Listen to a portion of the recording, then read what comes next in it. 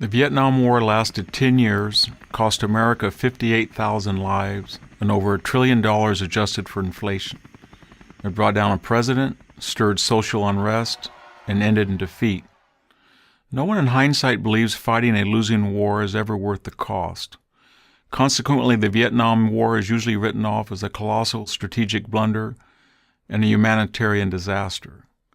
Yet historical appraisals might have been much different had the Vietnam War followed the pattern of the Korean War, which the United States fought for almost identical reasons, the defense of freedom in Asia.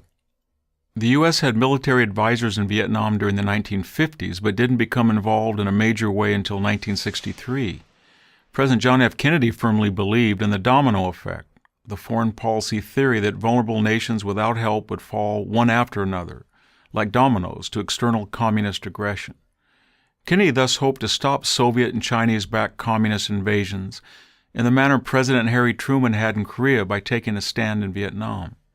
As with Korea was a war the United States did not seek. As with Korea, Vietnam presented no imperial advantages, no natural resources, or resources of any kind that the United States needed to protect or wished to obtain. As with Korea, the aggressor was a communist government in the North intent on taking control of the South, and its military crossed an internationally recognized border to do so. Following Kennedy's assassination in November of 1963, President Lyndon Johnson vastly escalated America's role in 1964.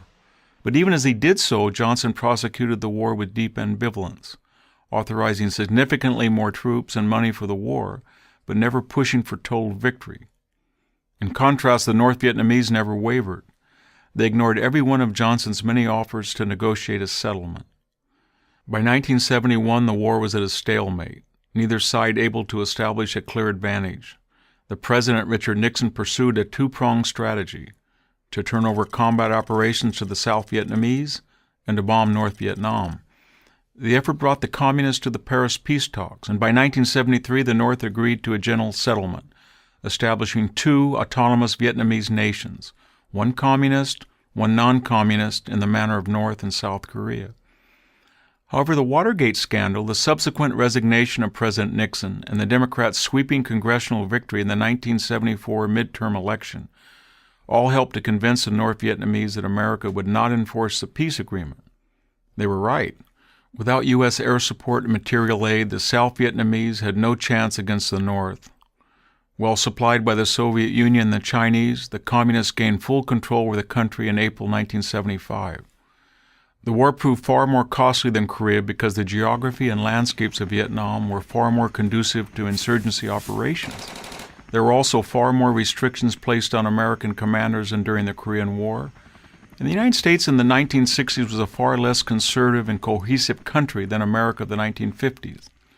Yet despite the long ordeal and terrible costs, South Vietnam was saved in 1973, only to be lost in 1975. The U.S. defeat in Vietnam was a political choice, not a military necessity. Had the U.S. protected an independent but vulnerable South Vietnam in 1973 and 4, that country would have most likely followed the model of South Korea. Millions of Southeast Asians would not have become boat people and refugees or have been sent to the gulags and re-education camps. A viable U.S.-backed democratic Vietnam would have stabilized the region and almost certainly prevented the neighboring Cambodian genocide, in which 1/5 of that country, 2 million people, were slaughtered by its communist leadership. And much of the bitterness over the war on both sides of the American political spectrum, still with us today, would have vanished. And for the communist Vietnamese, the instigators and aggressors of the terrible conflict, what was it all for? Today, ironically, the Vietnamese government aspires to nothing more than the capitalist affluence that it once reviled.